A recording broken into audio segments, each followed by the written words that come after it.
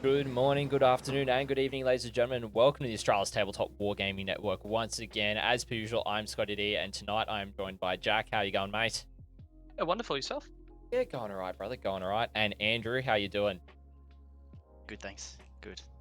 Alrighty, ladies and gentlemen, tonight we've got the Capital Clash tournament preview stream. Andrew is the TO for Capital Clash. We are going to be covering it on the network this weekend. All 5 rounds, both days. It's going to be absolutely awesome. Here in Canberra, the first GT since no retreat towards the back end of last year, which is absolutely awesome. So, if you're new to how we do these tournament previews, we do them live here on Twitch, where we have chat going as well and asking questions and stuff throughout the stream as we talk about the event, as well as this does go up on YouTube later on in the week, so that for those of you who do miss the stream, we are able to get you the information for the event. We talk about the meta, the format, get to know the TO a little bit, and a whole bunch of other stuff as well. It's going to be really great. So, to jump straight on in, Andrew, why don't you share a bit about yourself, mate? A bit about myself. Cool. I got back into Warhammer. It was just before COVID kicked off. During COVID, I just slowly collected bits and pieces and slowly immersed myself back into the world. As a kid, I spent a lot of time with my brother building Lego forts and putting my Imperial Guard up there with the little las cannons trying to kill his Space Marines. Wasn't very successful generally. It was back in the days of templates and trying to line up his Space Marines and burn them all with my flamer. He grew away from I suppose I probably beat him a couple of times and he didn't like it, so he stopped playing me. He enjoyed painting a lot more in the actual gaming, whereas I preferred the game more to painting. And then sort of at that time as well, the Lord of the Rings magazines came out, where you could slowly build all that stuff up. A lot of my mates got into that. Yep. Played a lot of that. I'm mucking around with them and sort of drifted away. Still was interested, but drifted away a bit from Warhammer Old World and 40k. Then was a teenager for a period and just stopped all of that and got into motorbikes and all sorts of other things that you do in the country. Then, moved to Canberra for work. I'm not originally a Canberra boy. When I shifted down here, I actually sold all my Warhammer. I brought it all with me, but then I sold it all because I went, I'm never going to do this again. I'll go on other things, and that was when I moved into racing bikes and all sorts of different things, motorbikes and whatnot. And then, I started training as an electrician, came off the motorbike once racing, busted myself up pretty well and went, I can't keep doing this because I need to be able to use my arms and legs to work. So I started looking at other options. Warhammer sort of drifted back in again. I got a few bits of plastic and the addiction kicked off. And now I am well and truly hooked again. I have half a house of Warhammer now. It's a bit embarrassing, to be honest. Luckily, I have a wife that also enjoys it, so that's kind of a blessing and a curse. She likes it, so I can pretty much get whatever I want. But on the flip side, then there's no one telling me I shouldn't be buying it. So I end up with a lot more than I probably should.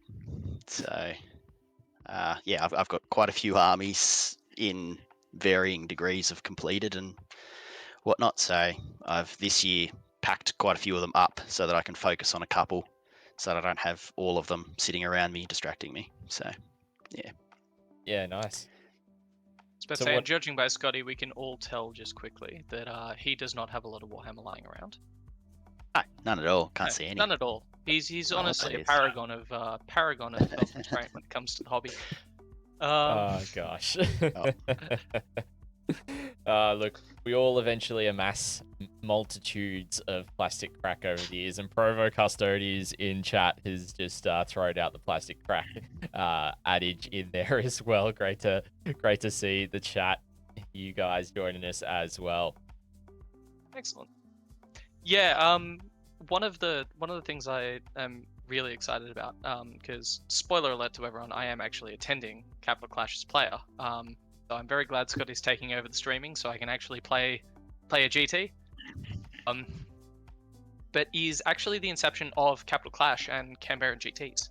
Because I know back in 7th edition they existed occasionally, or RTTs did at the very least. And then the scene kind of died down for a long time. There's basically nothing major through 8th edition there. And obviously no retreat, as Scotty mentioned last year. And obviously now we have Capital Clash. So do you want to run us through the inception, why it happened, what it's there for, that kind of stuff? Yeah, sure. So I came into the scene basically starter 9th. Still very, very fresh. Just going to slow grows and everything at Jolt at one of our local stores.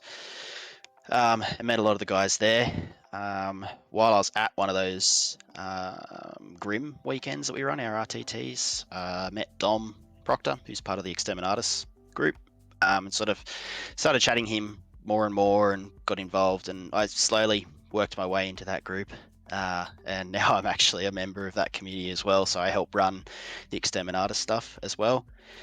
So a big shout out to them for basically, they're the main reason that I'm doing this. So they have an amazing event out there, and I wanted to emulate something similar here because we didn't have anything big here. So Sam did a great job, Sam Lemon did a great job of running the 32 player no retreat GT here, and I kind of went, yeah, there's enough interest here in Canberra to get at least 32 players. I'm sure we can get another 50 odd. I was hoping, but it falls at a bit of a weird time at the moment. But hopefully we can build it up to attract a lot more of the guys down from Newcastle and Sydney and up from Victoria and whatnot, because we're kind of in the middle. So I just thought, why not build off that, and with the support of the Exterminatus guys, with a lot of their terrain and just assistance in general, it's sort of become a reality. So yeah. And I'm so excited at the fact that it's growing as well. Like, words cannot express how much joy there is that scene has obviously kicked off, and I will always shout out Sam for it, but I'm very glad that the torch has been passed, because I know obviously when he had to move for work there was a bit of a concern that we might go back to the Dark Ages, so I'm ecstatic. Yeah, I was determined to try not to let that happen. So I was curious if I had to move down and do it myself. So I'm very glad someone else is doing it. I quite like it up here in Sydney. Yep, Yeah, fair enough. Yeah, so it's kind of also, along with Andrew, I pretty much jumped in, running the leagues and stuff at Jolt, and then, you know, got Andrew and Dom and Josh Kelly and a few of the other guys around that are like, oh, they've run events before, let's put a group together, let's kind of share the load around keeping the RTTs going, and Andrew jumping off to do the GT, definitely welcome as well. So Scotty's been very patient with me, so learning from him. You know, you got to learn from those around you, and sometimes you can only learn by doing as well. So you know, start off with 1-dayers, run those, and then you can. Grim series are a good way to do it. Yeah, so, 100%. And then the last Exterminatus I got to TO as well, so that was really good. And more importantly, as I'll always address, I can't speak to everyone's ability, but Canberra is, as you guys mentioned, this wonderful spot where, you know, it is kind of in the middle of a couple of things. If you live further down in Sydney, like Campbelltown way, it's actually easier to get to than Maitland, and it's not that much further than Maitland, which I know a lot of people are used to traveling to. And it is so worth it if you can ever get a ticket to the Grim series, because it's such an amazing little community down there and everything. Yeah, I'd be keen to see some of the guys from Wollongong coming down, as well, as, you know, the Canberra scene keeps on building. We have more regular RTTs and GTs, and because it's only 2.5 hours, it's actually closer than Sydney. Sydney's 3 hours. So, you know, the shortest way is about 2.5 hours from the Illawarra, so it'd be really great to see some of those guys coming up. And, you know, even for me, you know, I am moving back to the Illawarra, so I will be I'll be coming down every so often for a 1-dayer or a GT, that's for sure, even if I'm not streaming it. So considering we are at this kind of point, I reckon it's about time that we start to talk a bit about the event itself.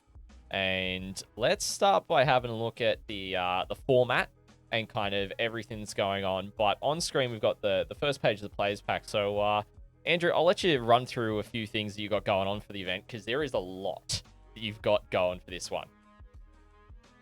Yes. So where do we want to start then? Start off with the circuits, and then probably go sponsors next. Okay. Yep. So when I originally kicked this off, I approached Ben Way. And had a chat with him about just getting it involved on the Down Under circuit, just so that to try and draw some people down here. It gives them some points, and get all that sort of stuff done. And he actually responded rather enthusiastically, saying, "Oh, I did actually mean to get in contact with you because your event falls at the perfect time for the Oceanic circuit. We don't have anything else sort of that falls around that time. It's the right sort of size. Would you be interested?" So that was a bit of a shock. First event that I'll probably be trying to run myself with a few others assisting me, and it being on that circuit, so that was pretty cool. So we are on both those circuits, so there is the chance for the golden ticket down here to head to the event at the end of the year and win your flights. So that's been pretty awesome. I got a couple of the local stores involved here. I didn't want to play favorites anywhere. We always play at Jolt, but I also regularly go to Ronan Games down here, so he has a really great lot of paints and just hobby supplies in general. Really nice guy as well. Does some secondhand hobby stuff as well, so you can check out his site. So I wanted to sort of just include Canberra and a couple of the, I suppose, individual game stores down here, and give them a chance of putting their name out there as well and supporting us. So that's been awesome. Both of them were both very happy to be involved and more than happy to have the other involved. So that was really cool. So it's been awesome. So that's all. Most of the prizes. I've got a lot of work to do tomorrow. A lot of running around and emptying the bank account. Yep. So to pay all the bills and everything else that's involved. I managed to locate, through the help of our local Games Workshop guys, Matt Holt, who runs events down here as well. So he has run a couple of his events at Ainsley Football Club, and when I was asking for advice, he recommended them, and I did try a few other places, and they ended up being the best option currently. So it's a pretty cool little spot. It's pretty central, which I thought was pretty key. Instead of sticking it sort of right on the outskirts somewhere, it's pretty close to the centre. So if any of the guys, I suppose, want to kick on to whatever the Canberra nightlife is, I'm not sure. I was never that interested, so probably could. It's not too far. So I mean, it's all been a bit of a whirlwind and a bit crazy. Yeah. Put together, to be honest. For sure. I'll just also jump in and add, this is part of the ITC, as is pretty customary nowadays as well. And also the OCC's final event for the year was just announced. It's actually the 13th and 14th of October, I believe. So I think it's that third weekend of October. So it's actually not that far away for those who are wanting to try and get their golden ticket down to play down in Melbourne, to try and get that glorious free flights and accommodation over in the States for the Warhammer World Championships run by Games Workshop over there as well. And I think as well, going on the OCC thing, it's really nice to see that involved in Canberra as well, because the same way that the same way that Canberra's central, it's always been a bit more of a struggle sometimes to get to all these events. So it's nice to actually give the Canberran scene a chance to actually rep it on home ground, rather than having to travel constantly to the events. So it's nice that it's getting spread out a bit more, and it's nice that they're becoming a bit more of a recognized scene. Through ATC and through having these events. Like, that's only going to help the scene down there grow, and I can't wait. Yeah, for sure. Definitely agree. So next up, terrain. What is terrain looking like for Capital Clash this coming weekend, Andrew? Okay, so terrain, I have most of it is Exterminatus terrain that we've done previously. The last Exterminatus we actually got, I think we ended up with about 10 tables of Uprising terrain. My wife and I have been putting together. I then got a whole bunch of extra terrain dropped off to me with the instructions to build it, and then I could use it. So my wife is currently sitting on the couch just across from me building terrain and painting it at the moment. So she has been amazing in helping me get interesting and different terrain sorted. So yeah, working our way towards having mostly the Uprising and competitive terrain. But on the flip side of that, I like the immersion of Warhammer. I like sort of sitting the models down and imagining whatever world it is they're on, and I think the vast majority of us do. So we're putting a lot of extra effort into making each terrain set individual. So, I mean, I've got different themed ones we've done. So my wife is a crafty, mad woman. So she's done all sorts of different textures on a lot of this MDF terrain, and it's kind of nuts what you can actually achieve putting that little bit extra effort in.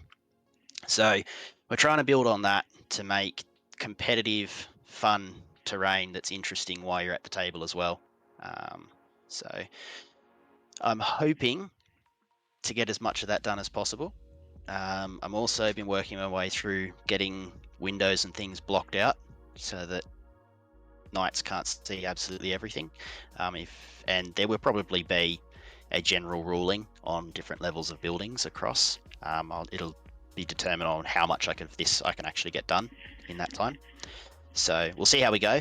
But yeah, we're just trying to make it competitive but fun at the same time. So hopefully that's achieved. Yeah, for sure. And No, so 100%. is it kind of like the idea that towards like the top end of the tables you're going to have all the Uprising stuff, and then kind of down, further down the tables to have like the Exterminatus stuff and some of the other various terrains that you've sourced? So yeah. So I'll be going through it all, making sure that what we've got, I might have to swap some bits and pieces out from some of the tables. But yeah, the top, hopefully 13, 14, 15 odd should all be Uprising terrain. So I mean that should take the most competitive guys that are trying to push at the top to terrain that they'll be able to compete on evenly. And then I will choose the best I can down on the lower ends. So. And more importantly as well, like one of the things that I've always discussed about the 40k scene is if you get two competitive players on a less like Uprising terrain style, they'll often just talk about it. And that's something that I will always set as an expectation for tournaments, which is if you're not happy with the terrain, don't first go to the TO. Have a conversation with your opponent and just be like, hey, we can make this Uprising terrain. We can do our best to make this whatever we want it to be and discuss it together. So, and that's exactly what I'll be encouraging as well. So there will be some sort of general outlines, I suppose, of how you should treat the terrain. But there's also the going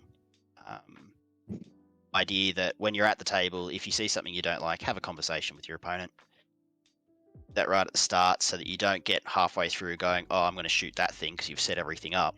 And then they go, oh, no, you can't see that because you've got two completely different ideas of how the terrain's meant to work. So that's definitely going to be encouraged that you have a decent conversation beforehand. I think you should every time you go to a table. Yeah, particularly with how the terrain rules are in 10th as well. They're not as defined as what they were in 9th. So yeah, definitely agree that the conversation is going to be the best practice going forward. Definitely. So then we come to the fun part, which is the missions. We get to, and I know that we actually workshop these together, Andrew, to figure out what missions are going to be played by everybody. And I think this is a good set of missions. just before you go on with it, if there's deploy servo skulls in there at all, Oh, okay, good. All right. I wasn't sure if I needed to administer violence. No. No, I would not do that to anyone, honestly. I'm not a mad fan of that one. I might try it once, but yeah, in a competitive game, it's a bit bizarre, especially with the way it interacts with sticky objectives and stuff. It's a bit one-sided. So That's my Yeah. favorite part of it. yeah, So I've just grabbed my card so that I can kind of actually give you the full details of what each it's a mission good idea is because I'm going just to be. trying to find what I did again. I've got it written down right in front of me. So to walk you through, so round one, Perfect. you've got Search and Destroy, which is your table quarters deployment. You've then got Delayed Reserves as the mission rule for this one. So pretty much it's each time a reserves or strategic reserves unit at the start of the third battle round. If it wishes to arrive on the battlefield, the controlling player must make a reserves roll to do so. That player rolls a d6 on a 3 plus that unit arrives on the battlefield. Otherwise, it is failed and it does not arrive this turn. And then the primary mission for that one is actually the simplest one in the pack, which is Take and Hold, which is you score 5 victory points for each objective marker you hold during the second, third, and fourth battle rounds, up to 15 points maximum per turn. And then player who goes first scores at the top of the command phase. Player who goes second scores at the bottom of the turn. What a brilliant first mission. I thought so. Delayed Get that. Delayed reserves, I thought was a bit of fun. And if you do it first mission, it's not gonna throw out the whole weekend. Like if you do that last mission, that's a bit rough, depending on who you're going into. So I just thought, you know what, first round, you don't know who you're going to pair into. Have a bit of fun with it. Keep everything else simple, and just throw in a bit of a random mission rule. The other, sorry, just me doing my own chat question quickly. Do we know how that interacts with armies like Grey Knights? Where they teleport up? Do they get stuck up in the air, or am I asking questions a bit too complicated that we'll have to figure out on the day? I will have a look into it. Depends, I suppose, whether they go into reserves or they just go into. It depends on the wording of the Grey Knights one, because I know it's a funny wording on that one. So I will have a look how that will interact. Yeah. Might try and pull it up and get an answer for myself by the end of the stream. Yeah, so having looked at it recently, it does not mention whether they count as reserves or strategic reserves. They just say they just go off the table. So make of that what you will, I guess. So I will double check. Yeah, probably double check the WTC one to see if they've done anything special in there. Otherwise, yeah, it'll go off just the wording that's used. Yeah. See So how if it many doesn't beers mention the reserves, then probably not. See how many beers the Grey Knights players are willing to buy you before the event. Yeah, that's it. All right. Also, we do have your co-TO in chat, who's stirring up a bit of fun with everyone, which is awesome to have him joining us in here. Good old Dom. Yep. All right, so then mission number 2 is Crucible of Battle. So it's Angled Hammer and Anvil with just Chilling Rain, so no mission rule for this one.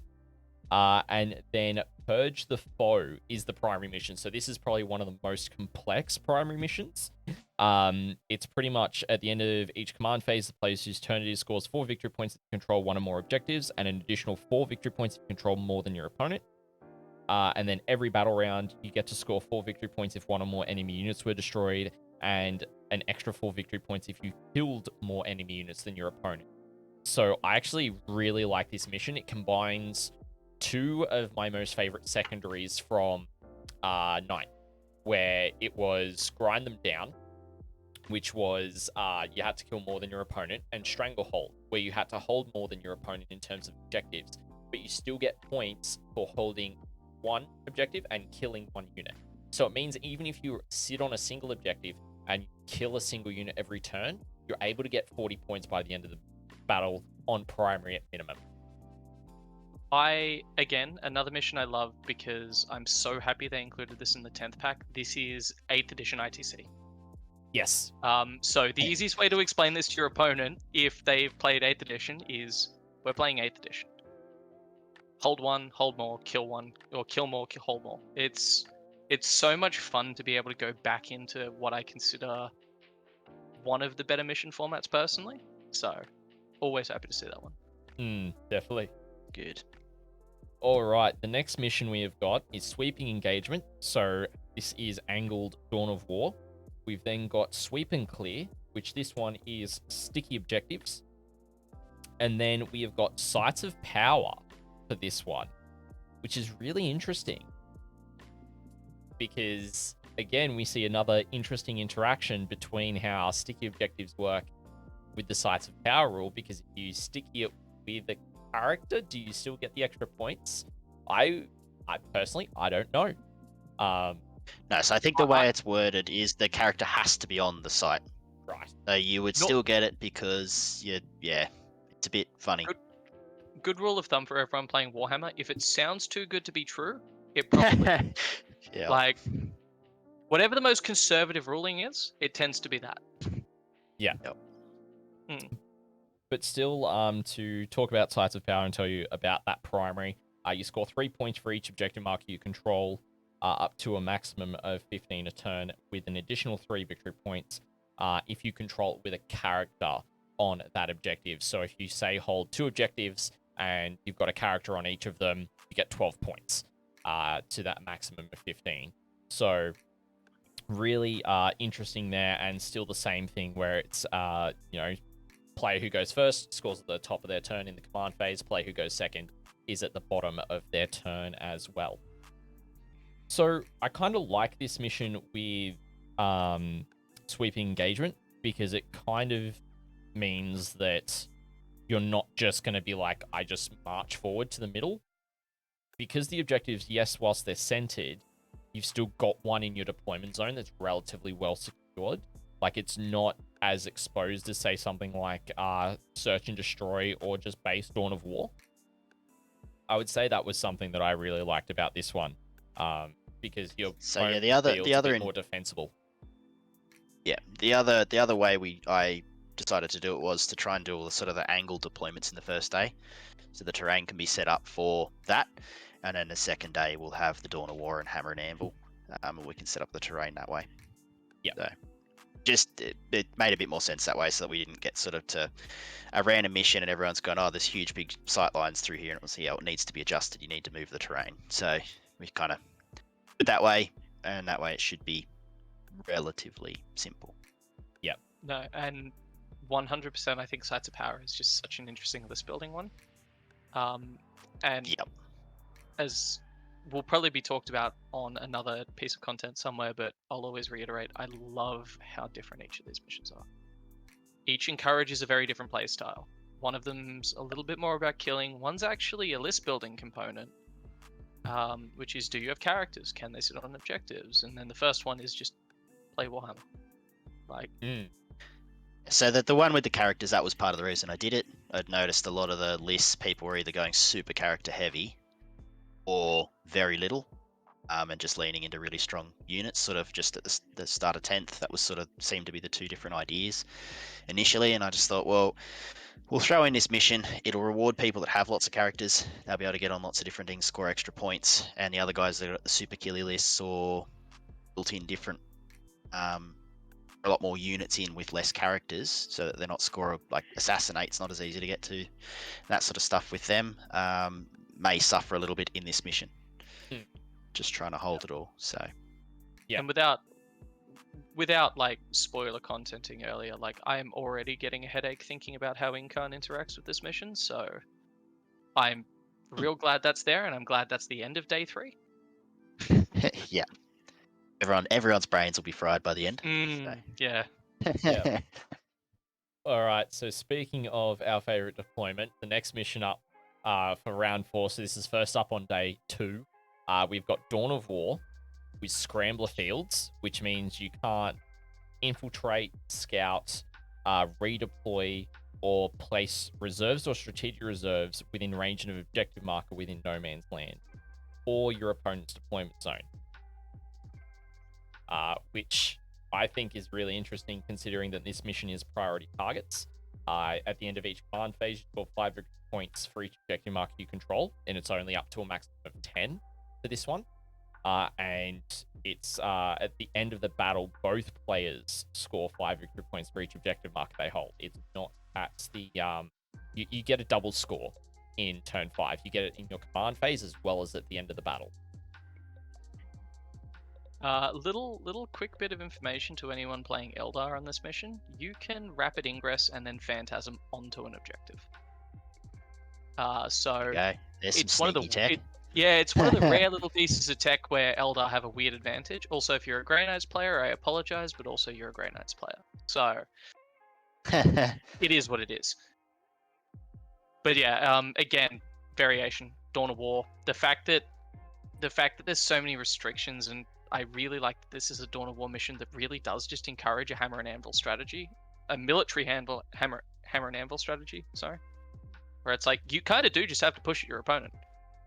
There's no real outflanky trickery. You don't have to screen your deployment zone. It does force these really big mid-board pushes from two different armies.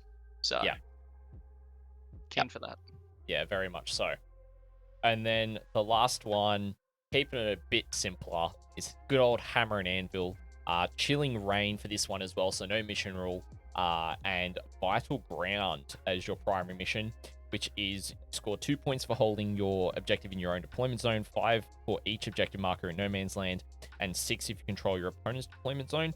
And same thing as being able to score at the top of the command phase in turn 5 if you're going first, bottom of the turn if you go second. But the interesting thing with this one as well is that you actually remove the center objective marker. So this one is only a 4 objective marker mission. Oh yeah.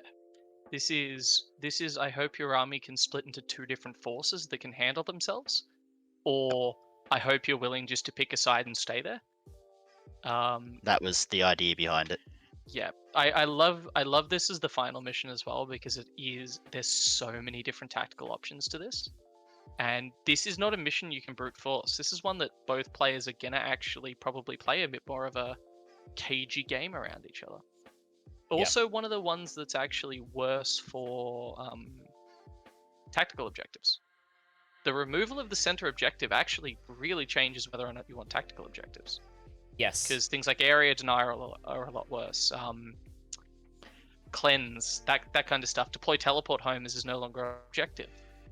It creates some really interesting sway towards fixed, so I'm curious to see if that comes up. Yeah, that's right. Yeah. Good point.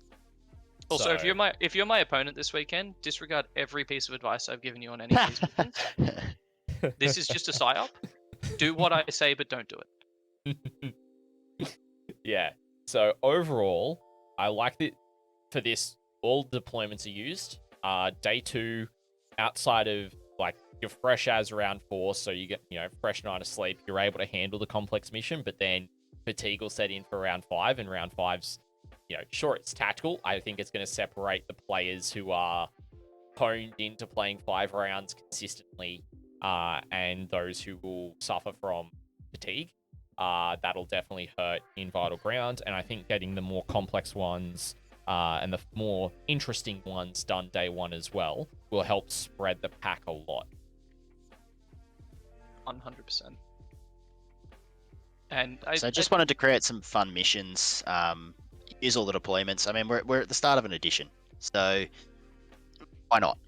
I threw obviously the Blade Reserves in there. It's not a suggested one from Games Workshop, but I don't think it's a game-breaking one. I suppose it depends on your army. Some people may really suffer from it, but I think ultimately at the end of the day, if your army suffers that much from that, then you probably need to look at other ways to build your list for it. Or you can follow some wonderful advice from other Games Workshop products like Blood Bowl of just roll 3+. Like Also a good option. Because the thing with delayed reserves is some people get a bit cocky with it, where it's like, oh yeah, it's only on a 3+, and you're like, well, if you don't want to screen for it, I might consider rolling 3+. Like, so people will. I don't think it's as game breaking. Swing both ways. Yeah. Yeah. I think it's just to feel bad if, like, the game would have been easy if one of my 3 units came in and all 3 of them failed, but it's a dice game. Yeah, it's a At new the end of edition. the day, that is it. It is a dice game. As TOs, you're like, all of us are trying to figure out what missions we actually like, which ones need to be adjusted, that kind of stuff. So I'm all for having that, and I think, as you said earlier, round 1 is the perfect spot for it. Yeah. I didn't want to put something like this in like round 5, and it literally, when 2 people are neck and neck for first, and one unit that needed to come in that would normally have to sway the whole thing, and you roll a 1. Yeah, it's kind of like that is a proper feels bad. So yeah, round 1 was, I was like, you know what, we'll throw something a bit different in, and then we'll go back to the more normal stuff after. 100%. Agreed. Alright, so sorry, Jack, just one more thing I want to mention to give a bit of context here for everyone else. You've gone with 3-hour rounds for every round. What's the thought behind that? I just wanted to give everyone a bit extra time. Yeah. Figured, just stretch it out a little bit. I think, again, it's 10th. Everyone's still learning. Will be some people who are well and truly across it, and there are some people who this could be their first tournament, and it could be 4th game of 10th edition. So I think see how it goes. And I mean, in future it may get shortened depending on venue and everything, but I've booked the venue for the entirety. So we have the area and the space, so why not use it? Yep. 100%. For sure.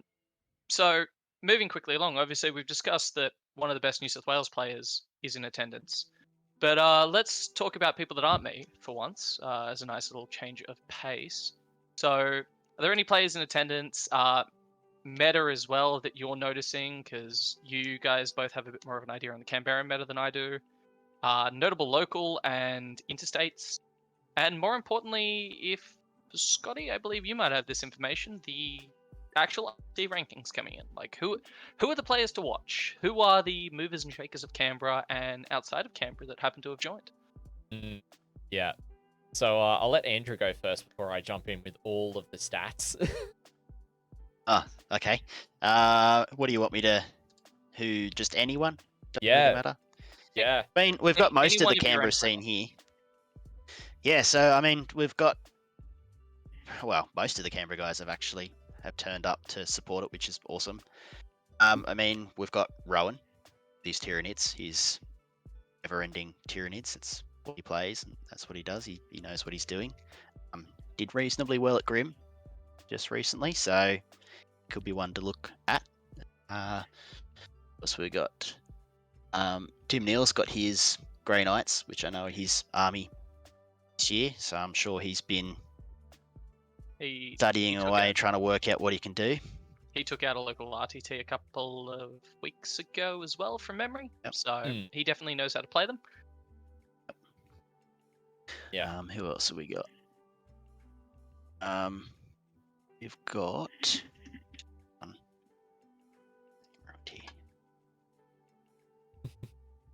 We've got Wet Noodle in chat calling out Todd, who always backs himself in. Yep. The bog, Todd. Yep. Yep. It'll be interesting. I can throw a couple of out in the meantime that I'm aware of. Like obviously Dale Mann's there. Yep. He's a nightmare on Modern Elder in all of the best ways. Yep. Who else do we have? Joe Locke. A lot of the members of last year's ATC and the year before as well are in attendance, and that's always a pretty good idea of the competitive nature and like the fact that there are some big names floating around. Yep. All right, so I can get FLG's website to work for me live right now with the South Pacific rankings. I can tell you 4th place for the South Pacific ITT ranking is Josh Brody at the moment, and he is in attendance. So he's going to be looking to get a big score. I know he is, if I can remember correctly, I think he's on GSC at the moment. He is on GSC, yep. So he's coming in swinging. We've got, who else have we got kicking around that I can see? We've got Peter O'Neill is also in attendance, I believe. He's been doing relatively well. He's in 16th place currently. And then in 21st spot, we've actually got Nathan Princey in attendance. Yeah, I believe from memory he's playing Knights or Custodes, one of those two. I can't remember. Custodes. Cool. So You guys are in trouble as well, because the fact that Peter O'Neill and Princey are there means that the Sydney teams drama of the great conquest between Nobs and Chadmec is going to come down to Canberra. So expect to see those two go absolutely at it. But they're Yep. both wonderful Sydney lads. So's Brody. So's like most of the Sydney scene in general. So yeah.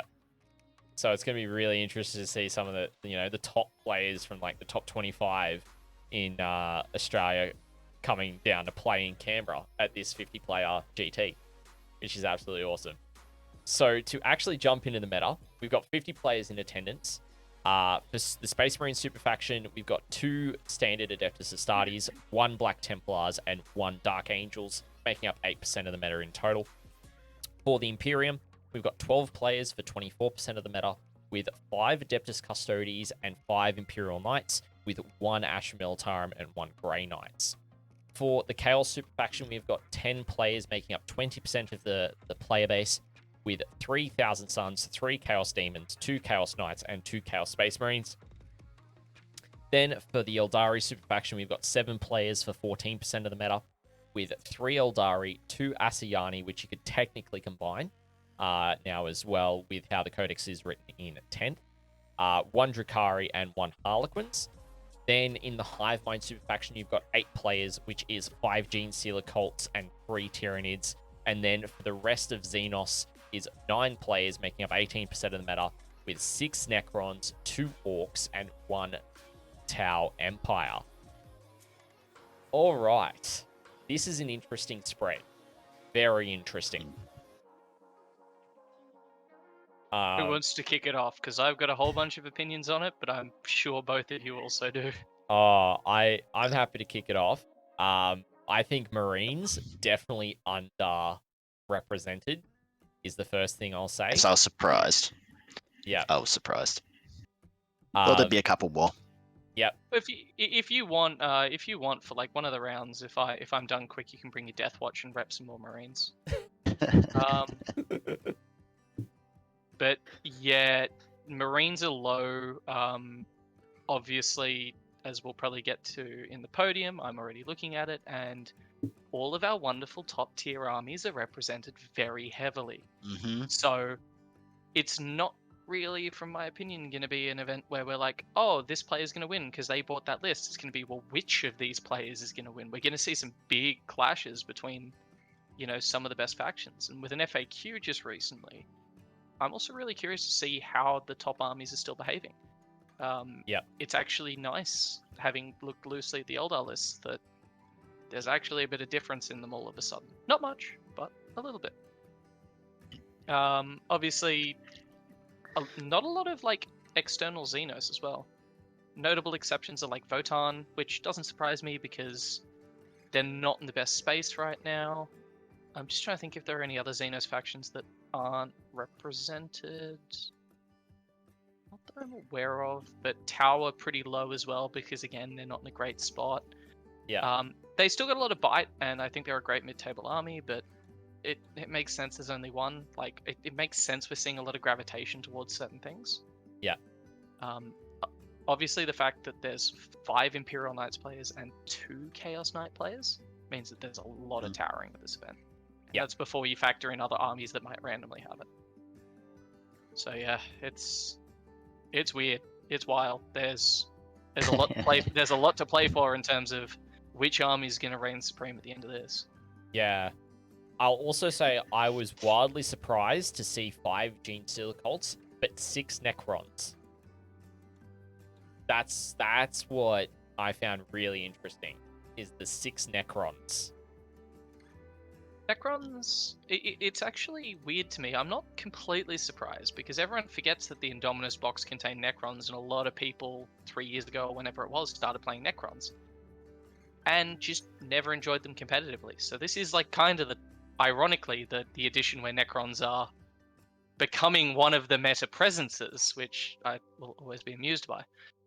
5 GSC players is a lot, but I'm not surprised that there's a lot of Necron players because it is a pretty easy to build army. It's one that everyone has, and they haven't really had their time in the sun. So It does not surprise me at all, and I think they're actually in a very, very good spot in the meta right now. Like, obviously people are talking about big fives, and we might get into that with the podium, but I don't think Necrons are that much further behind if you understand how they actually operate. They're a really high skill army. Yes, I definitely agree. As someone who does play Necrons, I definitely agree they are high skill. You have to know what you're doing, and you need to time things perfectly. Because if you do that res in your opponent's turn too early, you can lose your unit, 100%. So definitely high skill.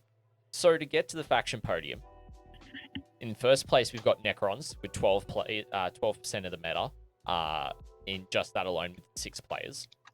In second place, we got a 3-way tie between Adeptus Custodes, Imperial Knights, and Genestealer Cults with 5 players each, making up 30% of the player base.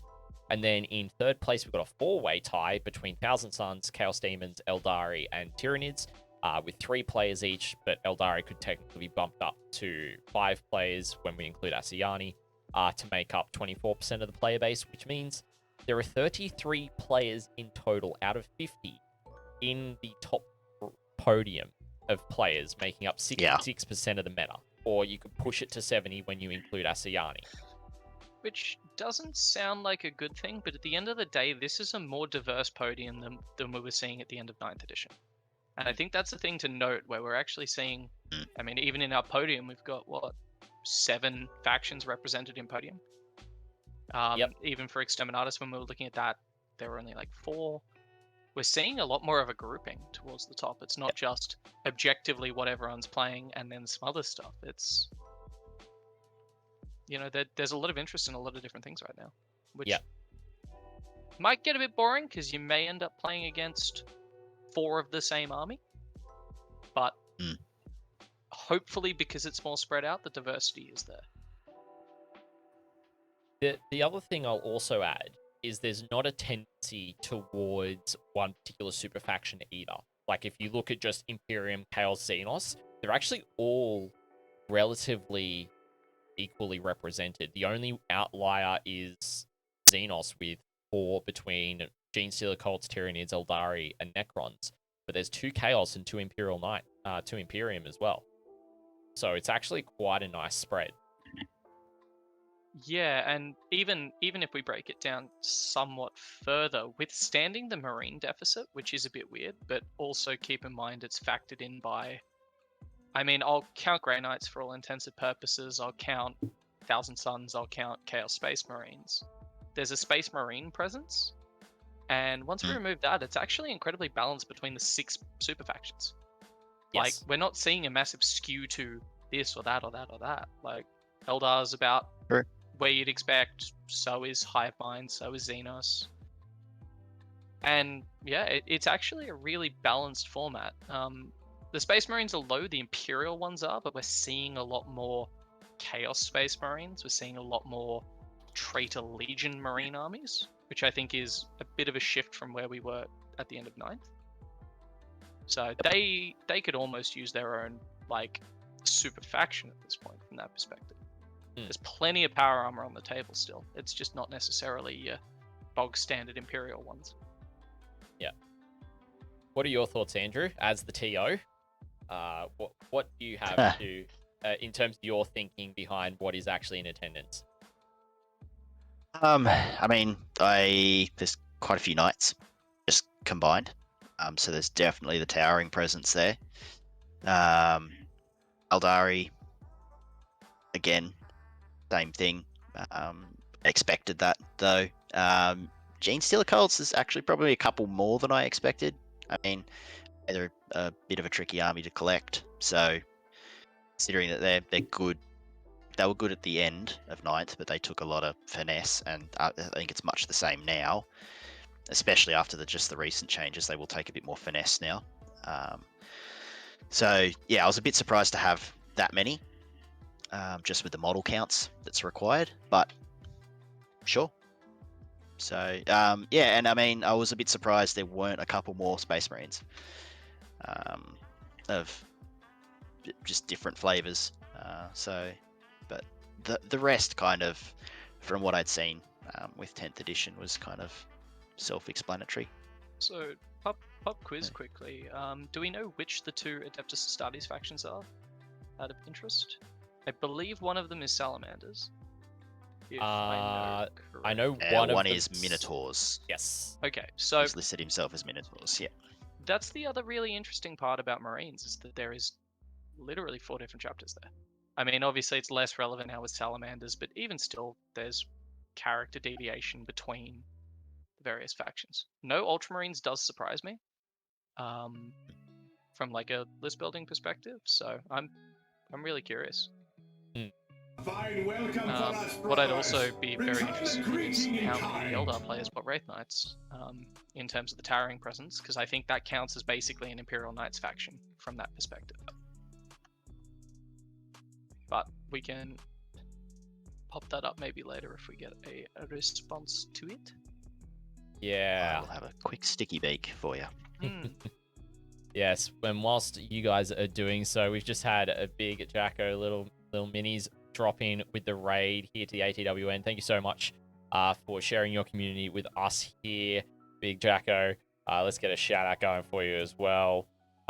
We are here doing the tournament preview for Capital Clash that's happening this weekend here in the ACT. We've got Jack, one of our fellow network members here, and who is in attendance playing. And we've got Andrew, the TO, and we're just having a good old conversation about the event, talking about the meta, the format, all the fun stuff to do with the tournament that we're going to be covering live here on the weekend. All right, so now that we have looked at the meta, I reckon let's have a look at some of these lists. So we've picked out 5 lists that are in attendance that we're going to go through. And Jack, do you want to start off with the first one, which is Ben Brown, who's running Harlequins? I would love to. Ben Brown is a Sydney-based member of the Down Under network. And if you've ever seen him at events, you would know he is renowned for his beautiful little Harlequin army. And I love it. It's mostly mono Harlequins, which is pretty cool, seeing that, you know, people are starting to experiment with that as a faction again. So we've got, in his list, characters, he's got a Death Jester with Fate's Messenger, which is the ability to turn one of your dice to a 6. He's got a Solitaire. He's got the Incarn, which is the Yanari avatar for anyone who doesn't know. A Troop Master with the Phoenix Gem to resurrect and a Fusion Pistol. 1, 2, 3, 4, 5, 6 units of troop. They're all loaded to the 9s because of how you know, free war gear works with Harlequins nowadays. And 1, 2, 3, 4, 5 Starweavers. 3 units of 2 Skyweavers. And 3 individual Void Weavers, which, if anyone knows Harlequins well, is a lot of Harlequins. There's a lot of models. Yeah, that list did keep going. Yeah, notable things with Harlequins, I believe Starweavers have the same ability Venoms do, so that's something to watch out for. Obviously, Solitaire, Death Jester. This is a really MSU Eldar army, even by the standards of other Eldar. So a model like the Incarn, which once per round, whenever something dies, can teleport to a location, is just going to have a field day with how much stuff is floating around. The other thing is Harlequins use strand dice very differently to Eldar, or conventional Craftworld Eldar. Craftworld Eldar look for a fairly large amount of 6s in their dice pool, whereas Harlequins literally only care about how many of them are 4+. They love using 4+ involved strands. They love using it for Haywire. Like, there's just so many interesting bits. It's a relatively well kitted out list for this meta as well. A lot of anti-tank randomly floating around in there. Incarn can take on Knights. Void Weavers have decent Knight weapons. There's 6 Haywire bikes in there. And also just a shredding amount of Shuriken fire. So I would expect relatively big things from this army, and it plays mission incredibly well. Yeah, definitely an MSU build for sure. And I think the way that the game's gone with a preference of tactical missions at the moment, I think armies that are more MSU based do perform a bit better as well. Well, armies that are fast as well. So yes. This has the fast definitely helps. This has 3 big features. Well, 4 technically. 1, it's Elder, so reroll hit and a wound. 2, Strand of Fate. 3, Phantasm. 4, everything in this army moves 14 inches. Like, it just sends. Yeah. So it can get anywhere it needs to go, but it can also play a bit more passively in terms of its tactical deck. You don't have to spread yourself out in case you draw something. There's so many options to get where you need to go at the right time. Yeah. So expect a lot of trickery, and even I'm a bit confused as to how this one works. It'll definitely be an Answer interesting one. the Wraith Knight question as well. There's 1. Oh, that's terrifying. I wonder who bought that. Bad man. At least it's not 5, right? Or more. Yeah. Well, I personally prefer the fact that I don't ever have to play against an enemy Wraith Knight. I have not had the privilege yet, and I'm very glad of that fact. Yeah. All right. So, do you, Scotty, want to run on to the next list for us? Yeah, sure thing. So the next list that we have got is actually Ben Cray, who is running Tau Empire. This is the one Tau Empire list that is in attendance this weekend. So he has got Anvar, then Commander Shadow Sun, who is the Warlord, who's got the double high fusion energy blasters, the 2 drones as well, lone operatives, so can run around and melt stuff without too much concern about being shot back. Then you've also got a Cold Star Commander, which has got 2 cyclic ions, a high output burst cannon, plasma rifle, shield drone and marker drone, and the Exemplar of the Kauyon enhancement. Then another standard ethereal with a hover drone and 2 shield drones, and then a Firesight team, which is an interesting point with that one. It's 70 points. It's got the sniper drones with that one. In terms of the rest of the list, he has got I believe 3 broadsides that have got heavy rail rifles, 6 missile drones, all with twin plasma rifles and weapon support systems as well. Then a brick of 6 crisis suits with 2 cyclic ions and a shield and plasma rifle with shield generators on all of them, and then 12 shield drones. That's a lot of extra wounds because they're 1 apiece. That's 12 extra wounds for that list, for that brick. I dare say probably the Cold Star Commander might be going in that brick, but not 100% certain. I would put money on the fact.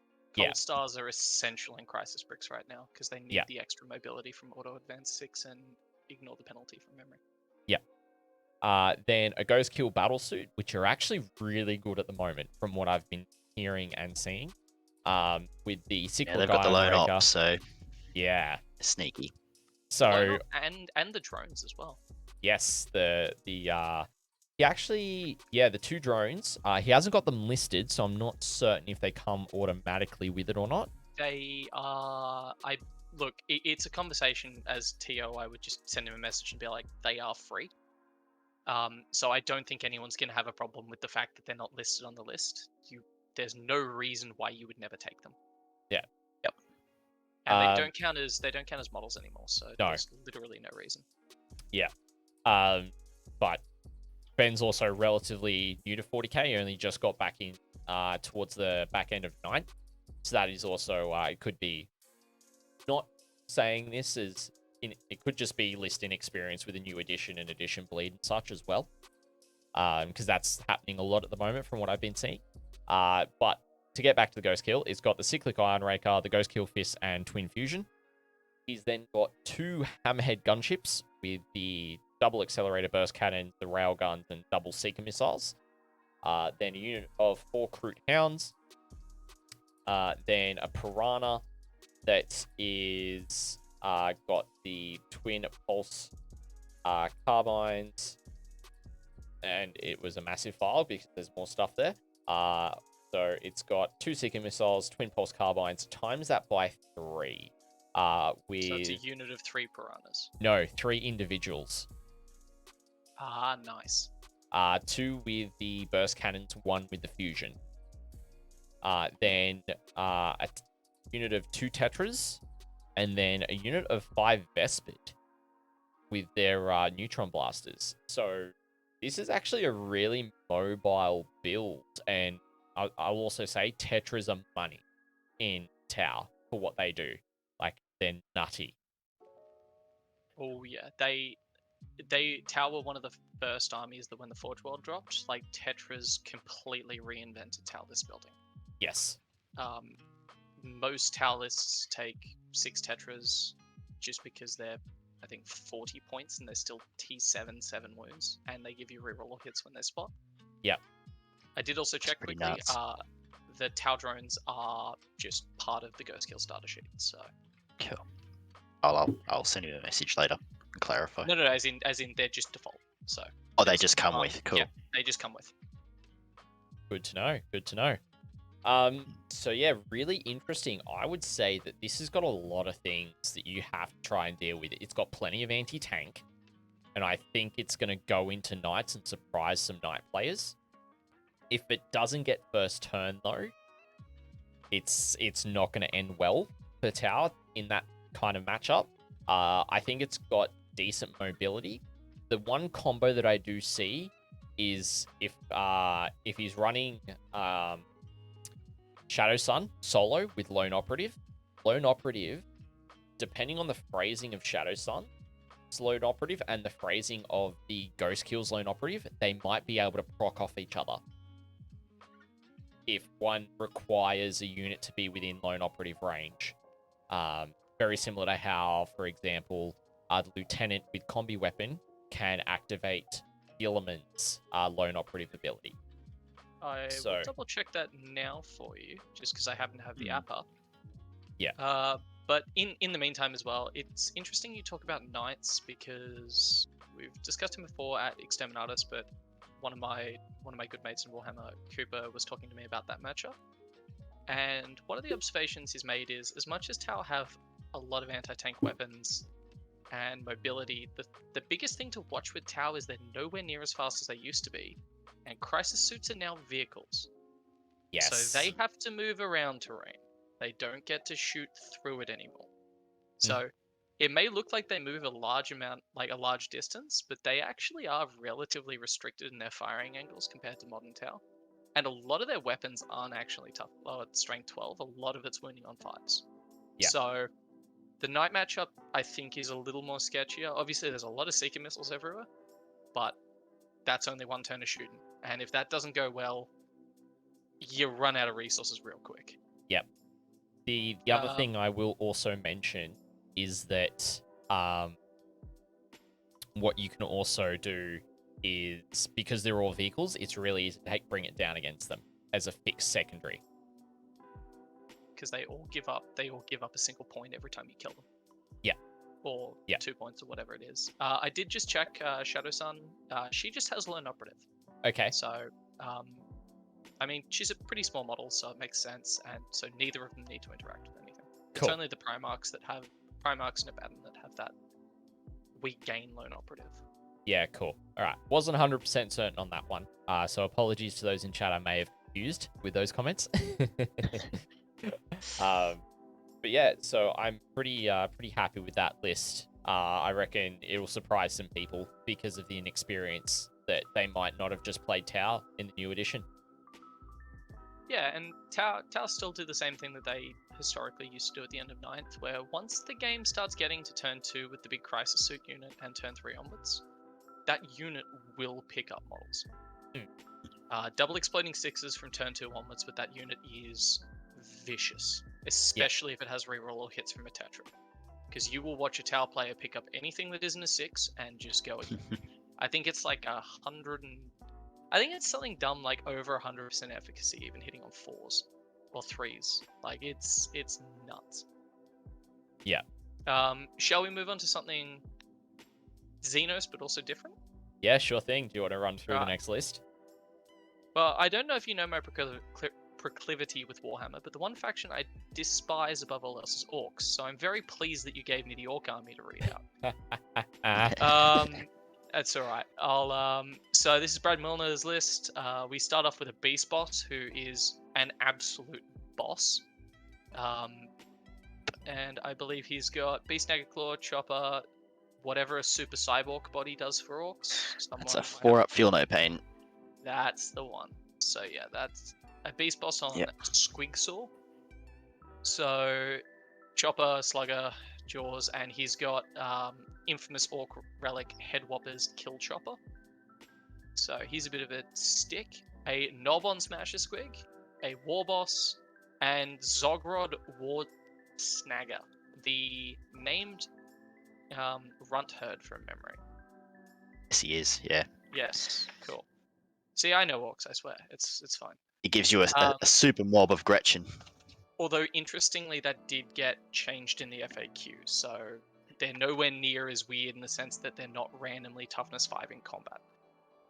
They're now toughness 2, like they deserve to be. So we've got 1-2 units of Beast Snagger boys with all the loadouts. We got 3 trucks, which are insanely cool at 50 points. Like, that is so cheap for a dedicated transport. Yep. 1, 2, 3 units of 10-man Gretchen, so no big Gretchen block, just a bunch of small ones. A kill rig, commandos, a big 10-man of them.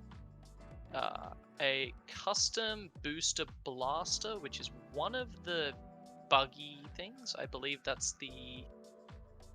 I have no idea which one that is, so someone's gonna have to forgive me. It's one that wasn't too popular. It's an orc buggy. Yeah. I have my own name that I won't use on stream because it's probably not safe for work, but I just all call them the same thing. I never bothered to learn them. We have a bubble chucker, which I'm really like. So 2 mech guns, a custom mega cannon, and a bubble chucker. Another custom mega cannon. A 5-man unit of knobs, 6-man unit of Squighog boys, and a unit of 5 storm boys. Very MSU. Yes. Very MSU, but also not a lot of anti-tank. So the knobs actually all have power claws. Not a lot of anti-tank shooting, but then again, it is orcs. Yeah. So it's gonna be really dependent on whether or not he can get into combat and hide around. Obviously, as well, one of the big things to talk about with orcs is they do take up a fairly big footprint.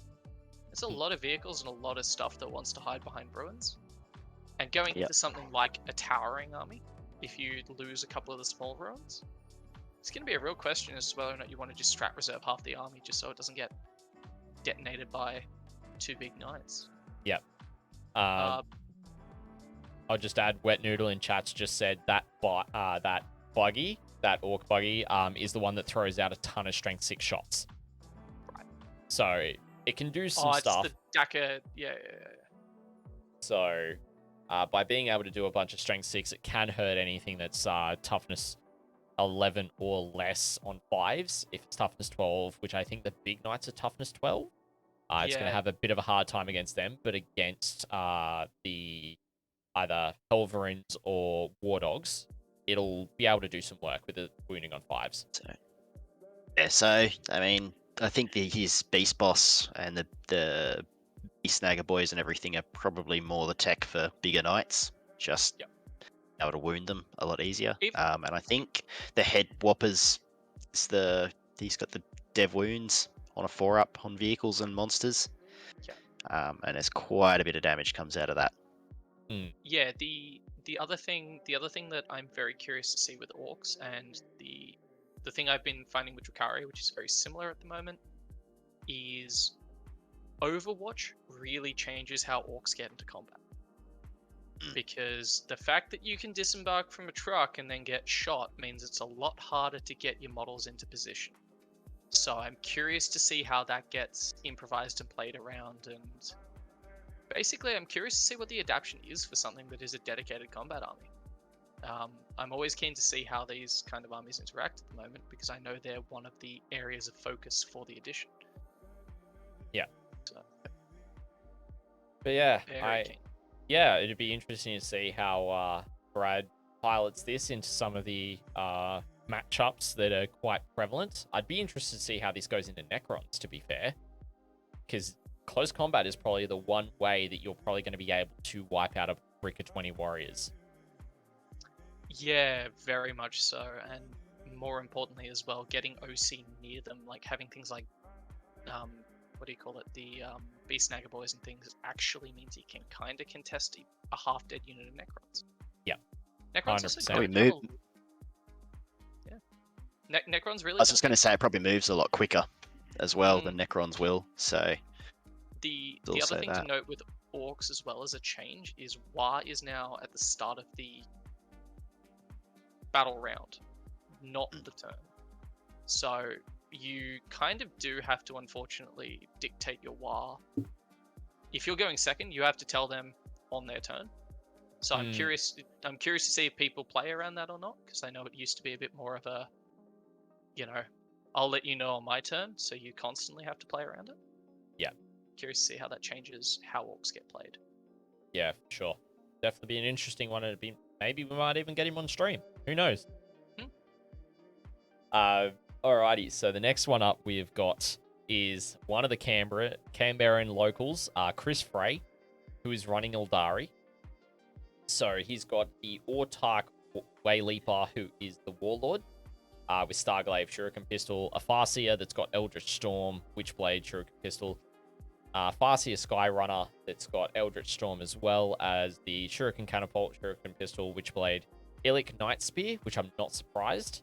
I've heard Illic is really popular at the moment just because of how strong he is in terms of his abilities.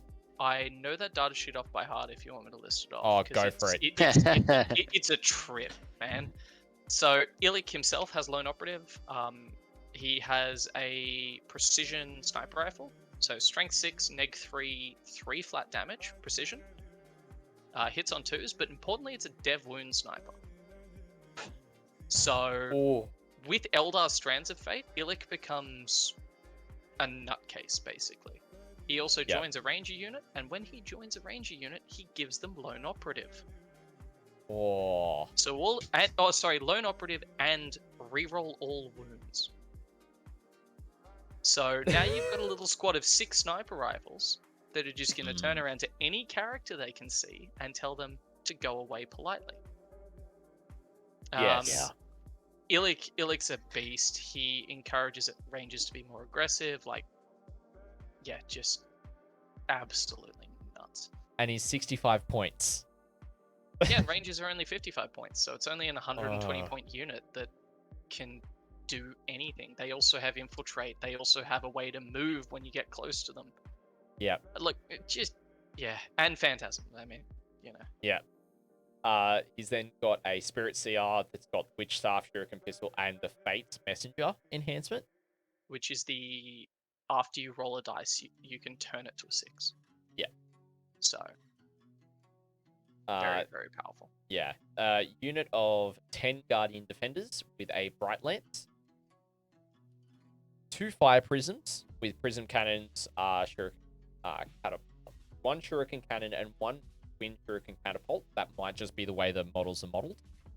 It could be the other thing is the Autark Wayleaper only has a pistol, which is probably not the best loadout, so that could just be a Battle Scribe or something like that. Fix.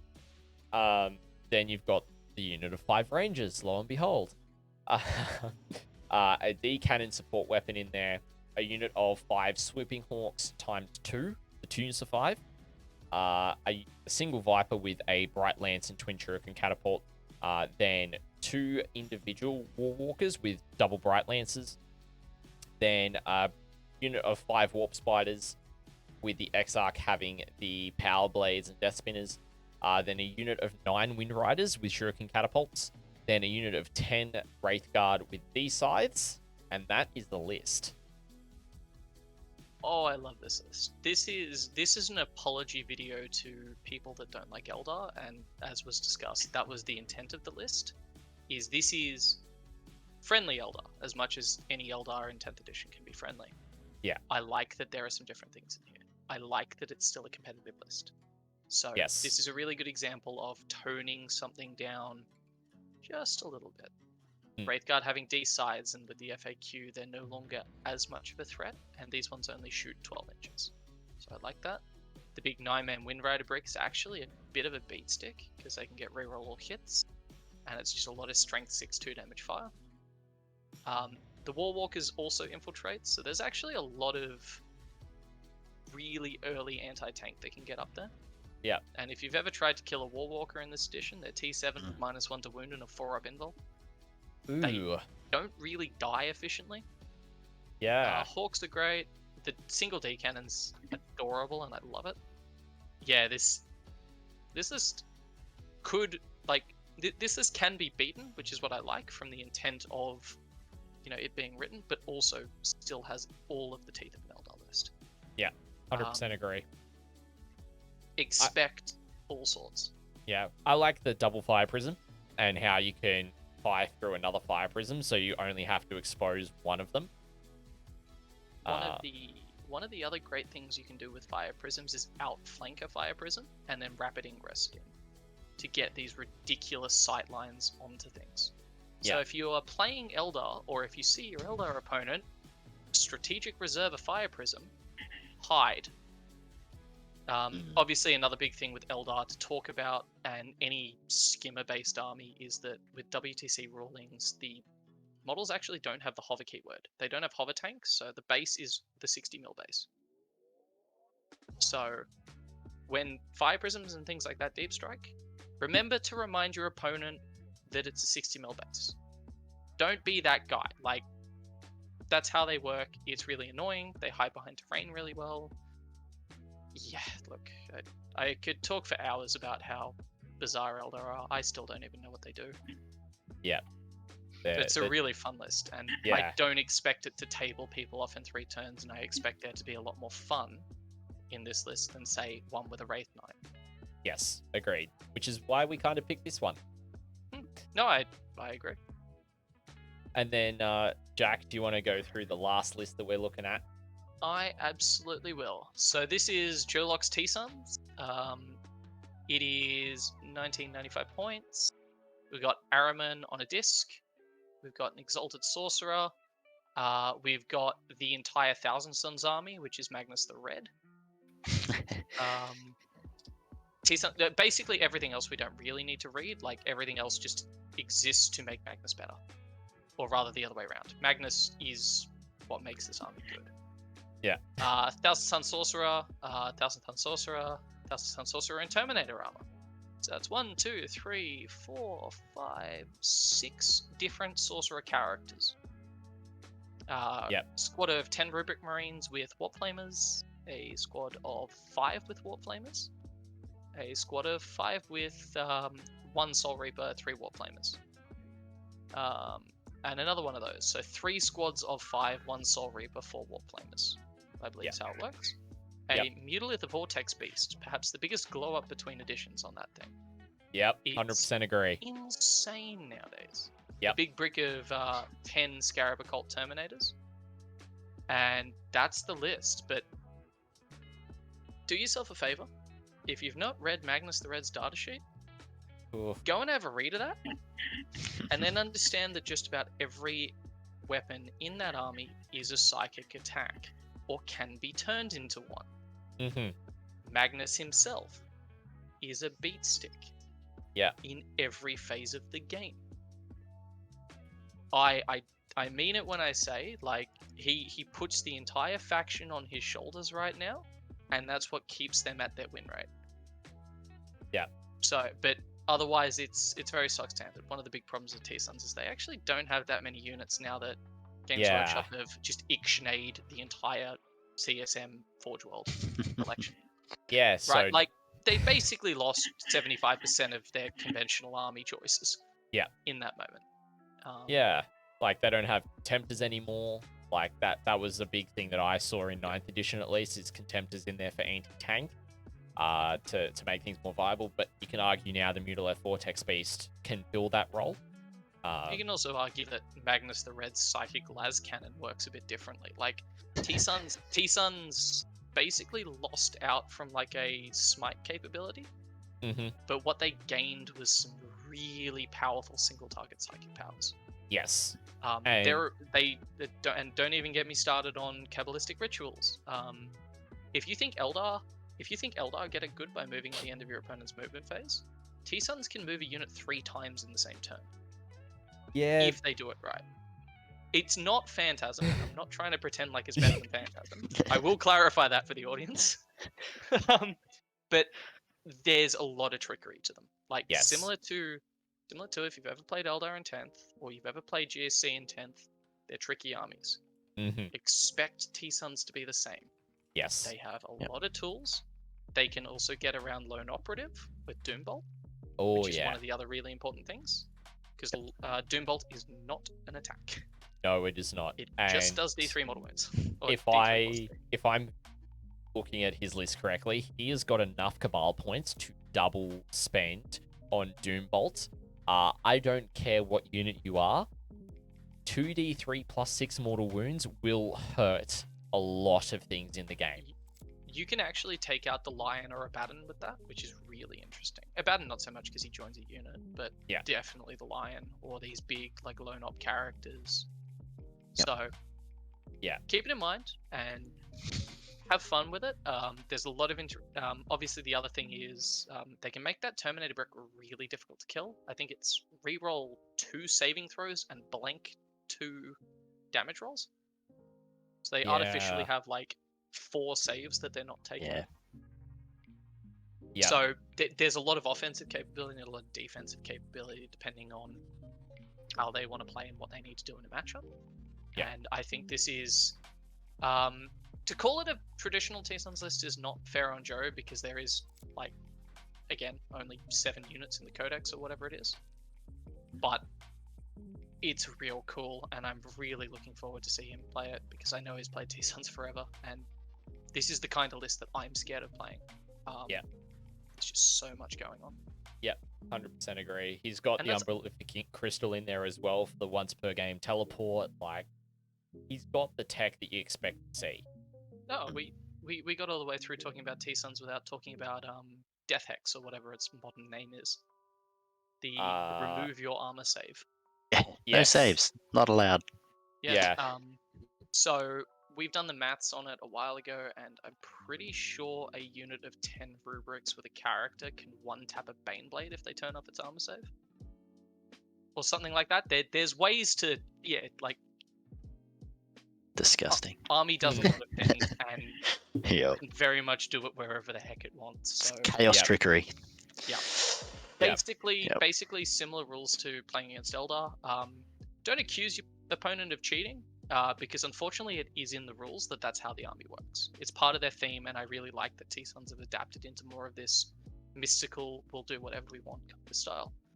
Yeah, agreed. But they're a headache, and a lot of fun to play against, more importantly. Yeah, compared to what they were previously that Sinner in chat has just mentioned, waiting an hour for T-Suns to get to the shooting phase. Oh yeah, like, you know, it's really nice to see how refreshingly different they are. T-Suns honestly make me really disappointed in Grey Knights, but that's a conversation for another time. Where one of the Psychic armies looks real good, and the other one doesn't look like a Psychic army. So they kept a lot of their identity, which is really cool. And I like the fact that Magnus actually now has place in the army. Yes. But that's a conversation more for macro 10 stuff, and I'm super keen to kill him with 2 heavy Wraithcap. Cool. Well, that is all of the army lists, gentlemen. Yeah. Indeed. And that's I mean, if that isn't a preview of all sorts of weird stuff, I mean, I'd love to talk through a Gene Stealer Cult one, but it's already very late, and I don't want to be here for another 3 hours. But they're all very long lists. They are, and there's a lot of complicated nature to New Edition and all sorts of weird stuff in it. So I think we'll move on to our little bit of outro, you reckon? Any wrap-up thoughts, final comments, questions, queries, anything like that? Or shout-outs from Nothing you, Andrew? Big for me, just more shout-outs for me. Obviously, thanks, Scotty and Jack, for having me on. A massive thank you to my wife, who puts up with me constantly buying new models and harassing her with different ideas. And massive shout out to her for helping with the terrain and everything. A huge shout out to the Exterminatus boys. They are one of the main inspirations for this event, especially Dom, the old noodle. I know he'll be in chat and you'll be sitting there grinning away now. But yeah, he had a massive influence on trying to just create a fun event again down here, and a bigger event as well. Just trying to get people in this area more into the tournament scene as well, and then hopefully again that just grows elsewhere as well. So yeah, and a shout out to the ACT guys. Without you guys all coming along, this wouldn't be as big as it is. So thank you very much. And a massive shout out to yourself as well. Like as we Yeah. discussed at the outro, and I think as is worth reinforcing, there were shoes to fill for actually continuing on this new interest in GTs down in Canberra. And I may be New South Wales at heart, but I'm very much on record in saying my soul is in the Canberran scene far more than the New South Wales one. So it's really nice to be able to play down there. And thank you so much for actually carrying that torch on and putting on events. No worries. I will try and do it justice, and we'll see how we go first time around, and hope to improve in future, make it bigger and better. Yeah, 100%. Everyone starts somewhere, so yeah, just you learn from every time you run an event. I've learned from many a times running various events over the years, so you're constantly learning as a TO. But yeah, I want to thank you, Andrew, for coming on and being willing to jump on to the tournament preview, and also having us there to cover the tournament on the weekend. It's going to be awesome.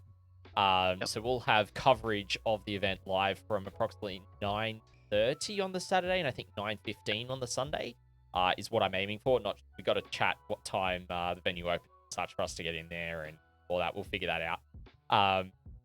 But I'm really excited to do another tournament, another 10th Ed tournament, to start getting a bit more reps under the belt of commentating 10th events as well, because 10th is still a relatively fresh game for all of us. So being able to commentate and see how different factions play on stream and all that definitely helps, not just myself, but I know a lot of other people who can't necessarily play 40k as frequently to actually learn the game and learn how particular factions work and what's commonplace for them as well.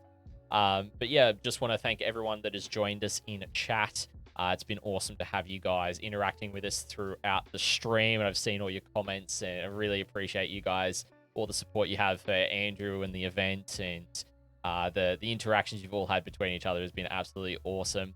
But yeah, for those of you who did join halfway through and you didn't catch necessarily the start or the majority of the stream, this will be up on YouTube later on this week, probably, I believe, Thursday morning at 9 a.m. Australian Eastern Standard Time is when it'll be released on the YouTube channel, and you can catch it there for the event. It'll be shared around the place, so if you've missed it, you'll be able to catch it for sure.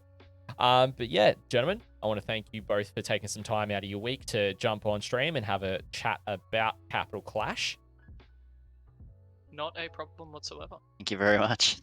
Yeah, no dramas at all. And ladies and gentlemen, thank you so much for joining us. I've been ScottyD signing off here at the ATWN for another tournament preview. Hope you have enjoyed this one, and we'll catch you on the weekend for the live coverage. See you then.